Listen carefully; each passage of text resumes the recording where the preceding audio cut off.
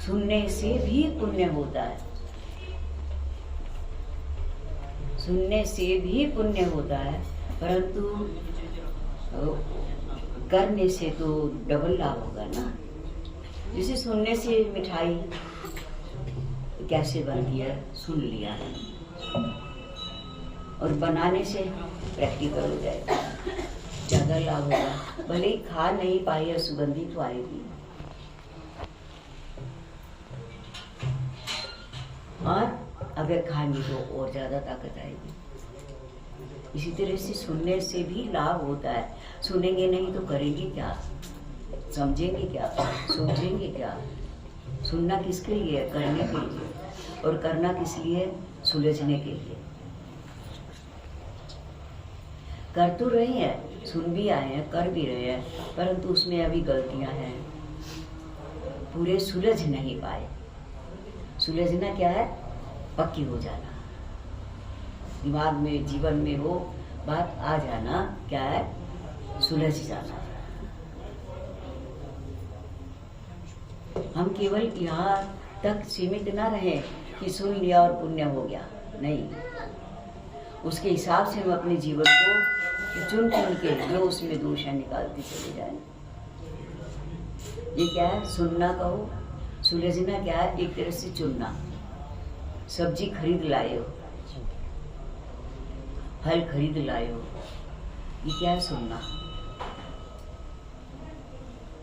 सुलझना क्या है? उसको जो उसमें से खाने योग्य है उसको अलग रखना, जो छिलके है वो अलग करना। और खाना क्या है? उसकी ताकत को प्राप्त करना। सत्संग, भगवान की लीलाएं केवल सुनने से पुण्य हो जाएगा, हो जाएगा।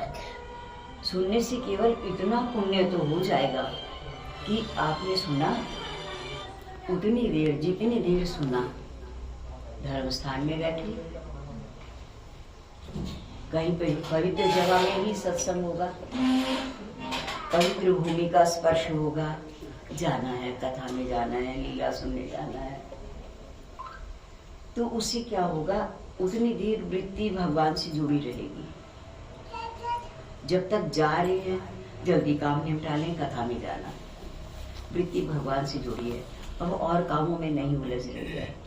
चल रहे हैं, वृत्ति भगवान से जुड़ी है, मंदिर में जा रहे हैं, कथा सुनने जा रहे हैं, भाव जागृत हो रहा है। जितनी देर कथा सुन रहे हो वहाँ कोई बात नहीं कर सकते, क्योंकि सुनोगे तो बोल नहीं पाओगे, बोलोगे तो हाँ। आपकी भी बात को अगर मान लिया, आप सुनने बैठे हो, कोई बड़े बुजुर्ग है, घर की बात ही कर रहे हैं और आप बोलते जाओ, बोले भाई सुन तो ले,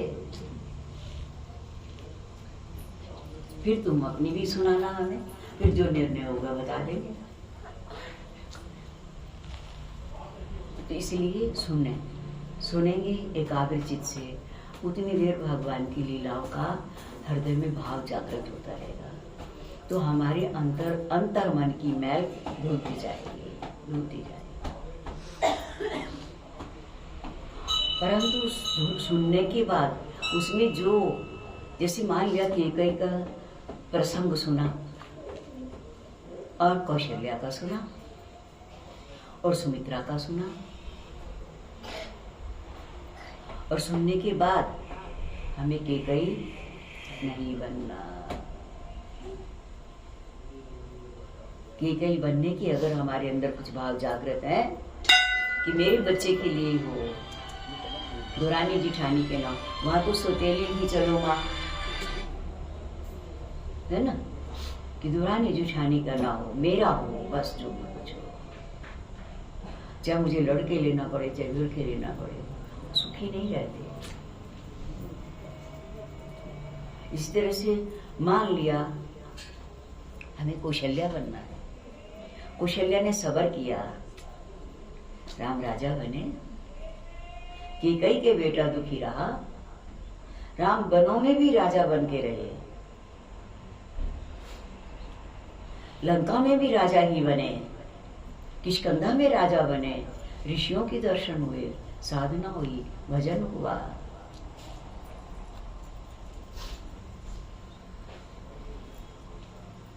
और कैकेयी का बेटा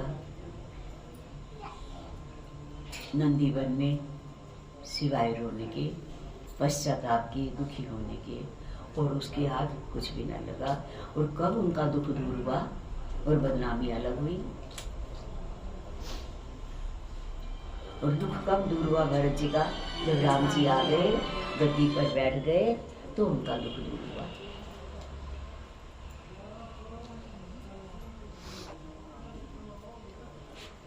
सुमित्रा चुप है, छोटी थी ना, भी मेरी तो चलेगी नहीं, इसलिए चुप है, चुप है।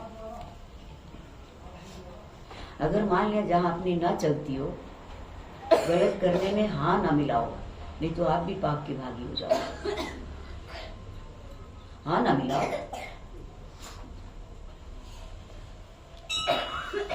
गलत करना तो दोष है ही, और गलत का साथ देना महा। जैसे मंथरा, गलत का साथ नहीं देना। तो कथा सुनने से क्या पता चलेगा कि हमें, हाँ, मान लिया हम कैकेयी हैं, मान लिया कैकेयी का मतलब हमारे अंदर जीवन में दोष है, ऐसी हमारी आदतें, हमारा स्वभाव है, परंतु हम कैकेयी नहीं बनेंगे। हम अपने आप को बदलेंगे। और मान लिया बदलने में बहुत से लोगों के अंडर रहना पड़ता है और वो गलत है, जैसे विभीषण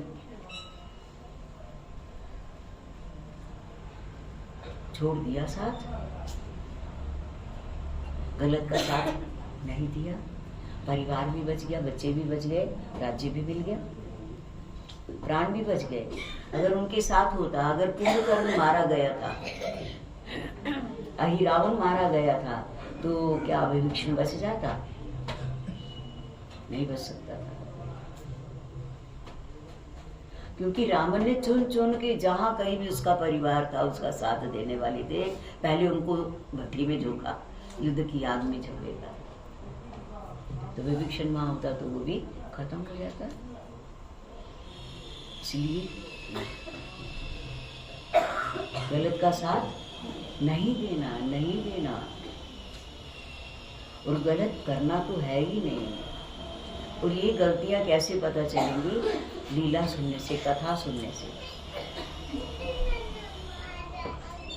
इसलिए कथा सुननी चाहिए।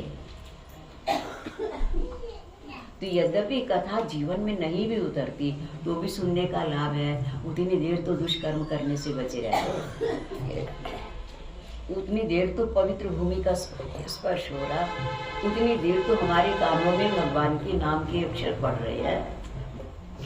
लाभ तो है ना, पर फिर भी हम सुनने तक ना रह जाए। केवल सुनने मात्र से लाभ तो होगा, इसमें कोई संदेह नहीं है।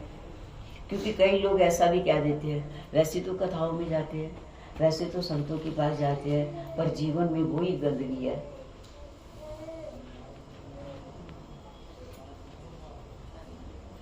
हम उस गंदगी में क्यों पड़े रहे? और कोई हमें कहे ना कहे, कोई हमें, अगर कोई किसी तरह से शीशा ही हमें बता दे कि हमारे मुंह पे कालिक लग रही है, शीशा किसी ने नहीं बताया, शीशे ने बता दिया, तो उसको हटा देना चाहिए ना। कथा क्या है? शीशा। कथाएं क्या है? शीशा।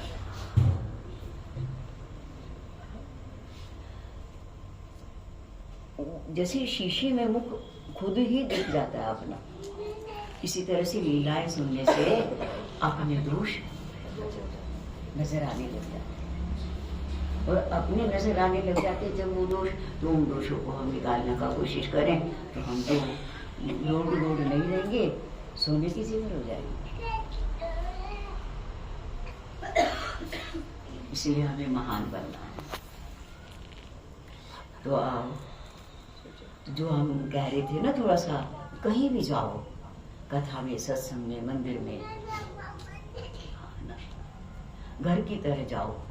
घर का जैसे ध्यान रखा जाता है, घर का जैसे ध्यान रखा जाता है ना, साफ सफाई का, सुंदरता, ऐसे ही मंदिर का देखो।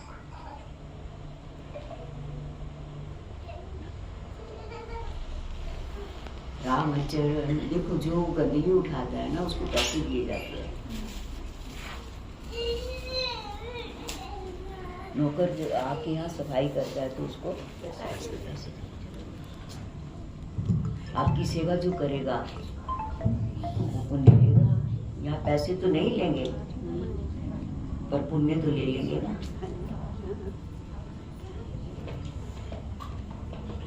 तो इतना कौन सा हम ढेर कमा रहे हैं जो हमारे पुण्य दूसरे भी ले ले और हमारा भी जीवन चल रहा है, बढ़िया हो रहा है। इतना तो कर भी नहीं पाते।